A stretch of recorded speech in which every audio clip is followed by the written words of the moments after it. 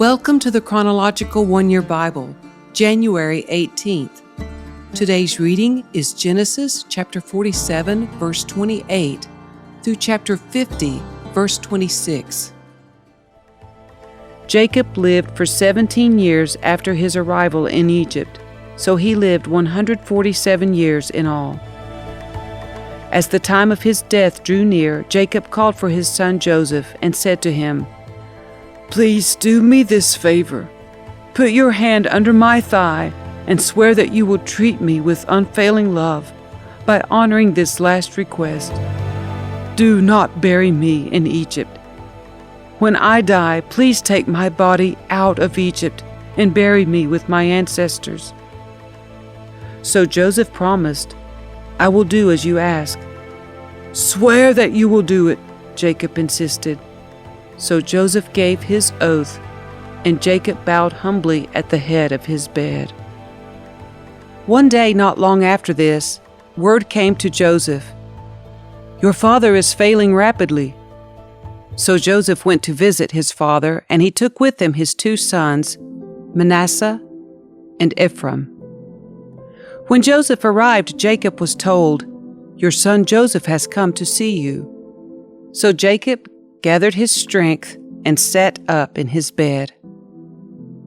Jacob said to Joseph, "God Almighty appeared to me at Luz in the land of Canaan and blessed me.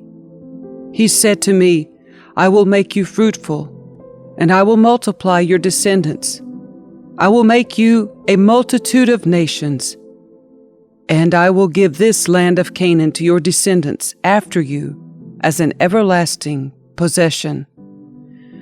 Now I am claiming as my own sons these two boys of yours, Ephraim and Manasseh, who were born here in the land of Egypt before I arrived.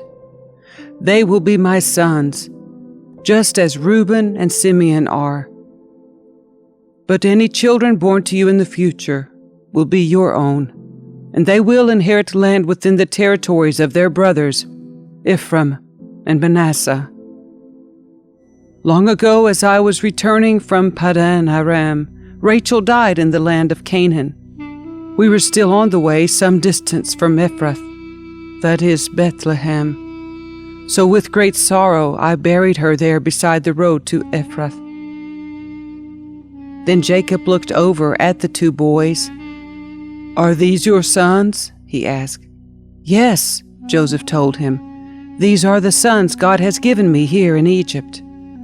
And Jacob said, "Bring them closer to me so I can bless them." Jacob was half blind because of his age and could hardly see, so Joseph brought the boys close to him, and Jacob kissed and embraced them. Then Jacob said to Joseph, "I never thought I would see your face again, but now God has let me see your children too." Joseph moved the boys, who were at their grandfather's knees, and he bowed with his face to the ground. Then he positioned the boys in front of Jacob.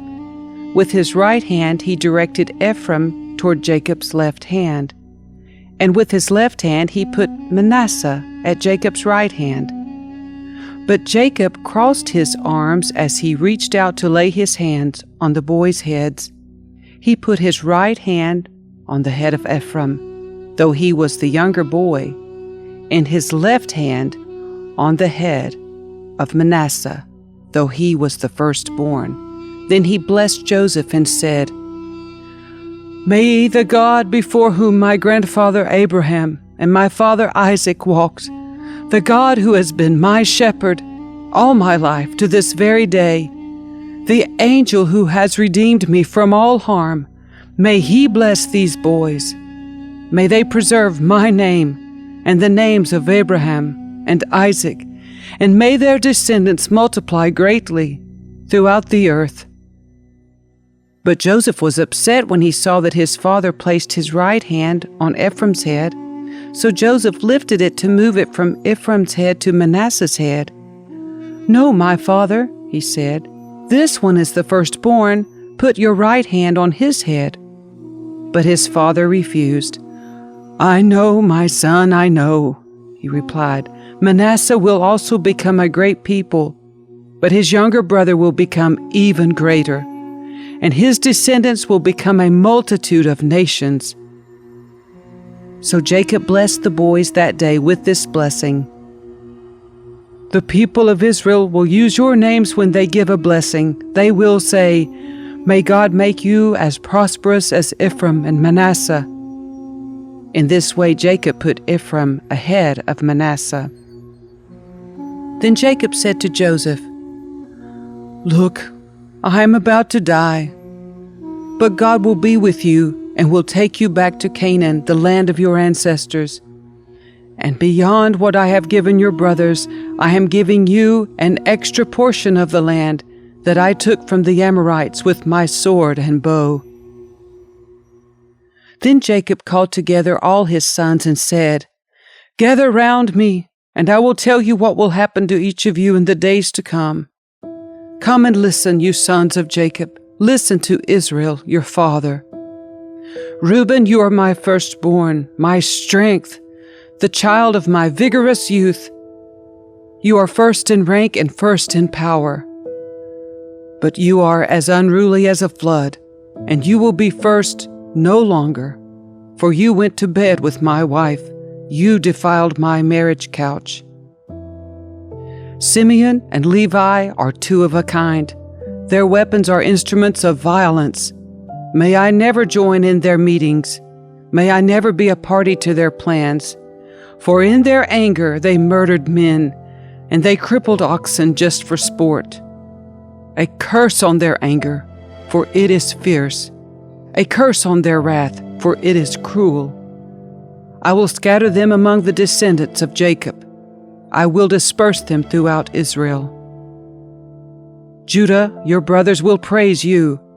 You will grasp your enemies by the neck. All your relatives will bow before you. Judah, my son, is a young lion that has finished eating its prey. Like a lion he crouches and lies down. Like a lioness, who dares to rouse him? The scepter will not depart from Judah, nor the ruler's staff from his descendants, until the coming of the one to whom it belongs, the one whom all nations will honor. He ties his foal to a grapevine, the colt of his donkey to a choice vine.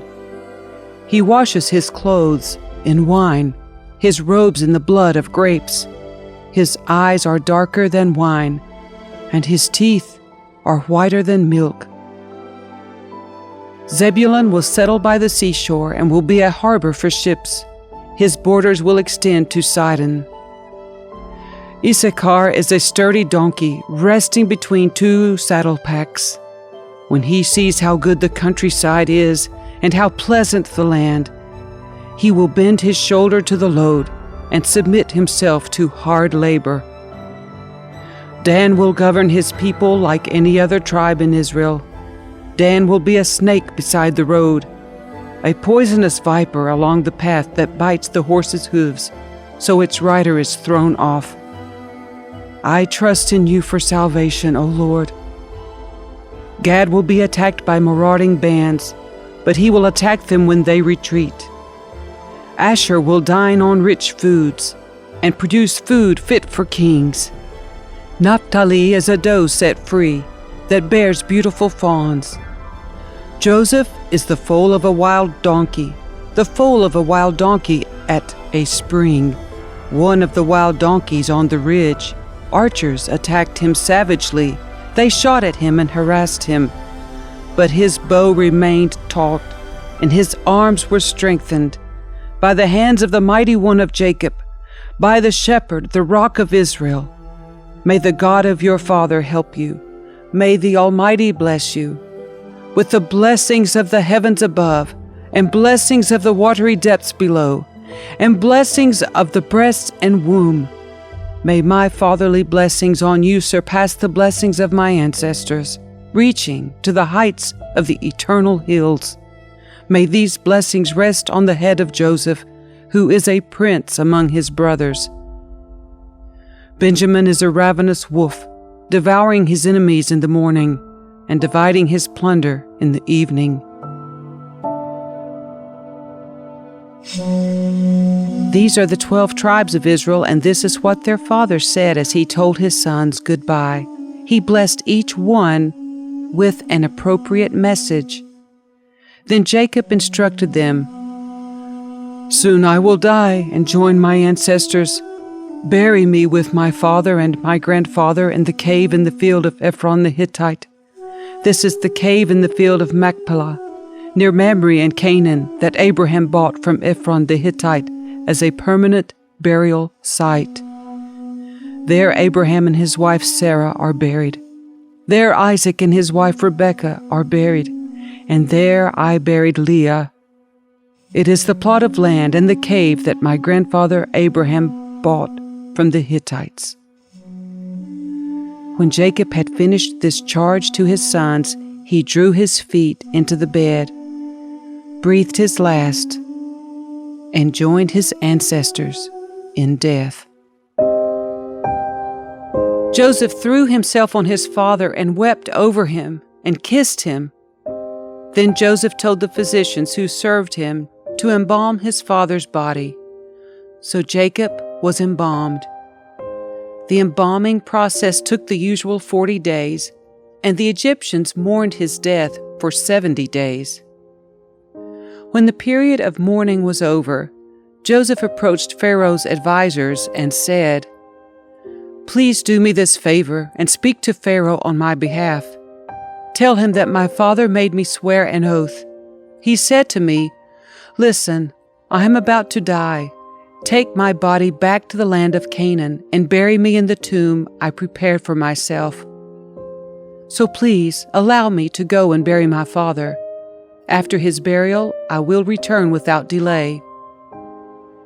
Pharaoh agreed to Joseph's request. "Go and bury your father, as he made you promise," he said. So Joseph went up to bury his father. He was accompanied by all of Pharaoh's officials, all the senior members of Pharaoh's household, and all the senior officers of Egypt. Joseph also took his entire household and his brothers and their households. But they left their little children and flocks and herds in the land of Goshen. A great number of chariots and charioteers accompanied Joseph. When they arrived at the threshing floor of Atad, near the Jordan River, they held a very great and solemn memorial service, with a 7-day period of mourning for Joseph's father. The local residents, the Canaanites, watched them mourning at the threshing floor of Atad. Then they renamed that place, which is near the Jordan, Abel Mitzrayim, for they said, "This is a place of deep mourning for these Egyptians." So Jacob's sons did as they had commanded them. They carried his body to the land of Canaan and buried him in the cave in the field of Machpelah, near Mamre. This is the cave that Abraham had bought as a permanent burial site from Ephraim the Hittite.